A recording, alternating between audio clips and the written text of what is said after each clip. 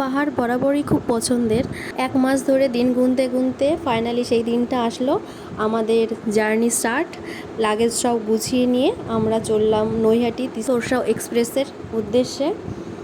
আর ওখানে গিয়ে নৈহাটি বড় মার প্রণাম তো করতেই হয়, কিন্তু একজন ফিল্ম স্টারের সাথে দেখা হয়ে গেল। যাই হোক, সবাই একসাথে হয়ে আমাদের ট্রেন ছিল এনজিপির উদ্দেশ্যে আমাদের রওনা দেয়া। এই যে আমাদের ট্রেন চলে এসছে আর আমাদের সিট ছিল এখানে।